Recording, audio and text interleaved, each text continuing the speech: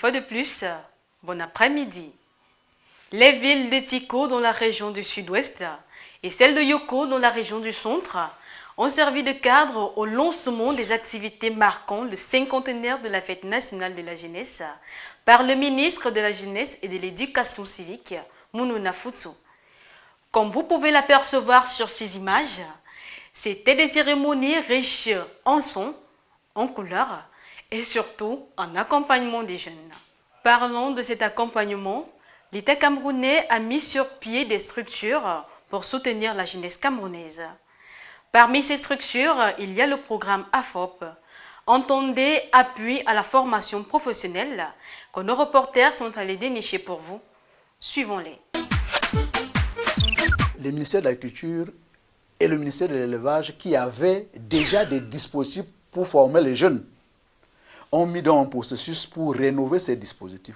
Et cette rénovation visait à orienter le dispositif de formation en agriculture, en élevage et pêche au Cameroun vers une formation véritablement au métier. Alors, on a ciblé les jeunes en situation post-primaire pour leur offrir le métier d'exploitant agricole. On ne fait plus donc l'agriculture comme mode de vie, on fait l'agriculture comme un métier.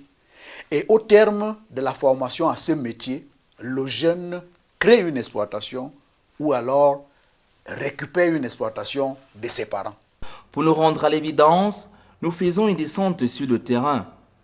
Premier arrêt, Evodoula. Nous sommes des jeunes exploitants agricoles, convaincus de pouvoir améliorer nos conditions de vie à travers l'agriculture, l'élevage et la pêche. Pour ce faire, nous combinons les savoirs, les savoir-être et les savoir-faire pour être plus compétents. Amis jeunes, retournons à la terre pour une meilleure insertion professionnelle. Merci à ces jeunes apprenants pour ce champ d'accueil.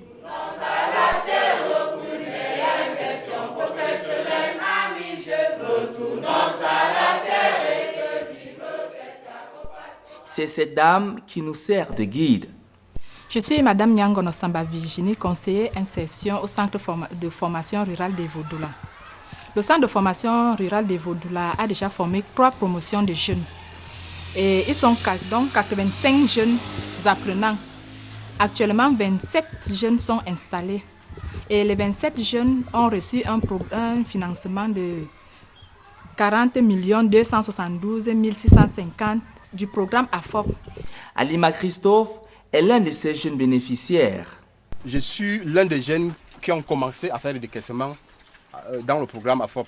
Et dans mon projet, j'ai sollicité un appui de 1 500 000 dans le programme AFOP. Aujourd'hui, je suis à mon 2e décaissement qui constitue la mise en place d'un bâtiment d'élevage de poulets de chair. J'ai déjà fait le bois. Et le 2e décaissement consiste à acheter les pointes, les tôles pour maintenant commencer à mettre ce bâtiment en place. Ce bâtiment qui va me porter entre 900 et 1000 sujets par bande. Ma situation dans ce village a changé par rapport à ce que j'étais hier. Notre guide nous accompagne chez un autre bénéficiaire du programme AFOP qui n'est autre que cette jeune fille. Le financement déjà du programme AFOP m'a permis d'avoir un bâtiment et il m'a aussi permis d'avoir un puits d'eau. Déjà dans la localité, l'eau n'est pas vraiment facile. Avec l'appui du programme, ça m'a vraiment permis d'être au niveau où je suis actuellement. J'ai une porcherie de 8 loges.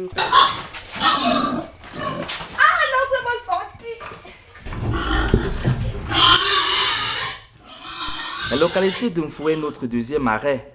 Ici, les actions de la FOP sont également visibles. L'agent de la FOP m'a permis de pouvoir m'insérer. Donc, j'ai acheté mon matériel pour le poulet, donc avec tous les accessoires. Et j'ai mon poulailler. Aujourd'hui, je suis à la 2e bande et la 3e bande est en route. Avec la FOP, j'ai eu une formation professionnelle gratuite. Et ensuite de ça, j'ai acquis des capacités que je n'avais pas dans l'école classique. Avec la subvention d'AFOP et mon apport personnel, j'ai eu à bâtir ces 2 bâtiments. Il s'agit d'une porcherie et d'un poulailler de plus de 800 poulets. Dans la ville de Yaoundé, nous avons pu dénicher un jeune qui, grâce au programme AFOP, allie agriculture, élevage et pêche. Je suis très fier du programme AFOP parce que c'est un programme qui sert à insérer socialement les jeunes. Au vu des résultats de ce programme, on peut dire sans risque de se tromper que tout est entre les mains des jeunes. La décision de devenir un homme ou une femme dépend d'abord du jeune lui-même.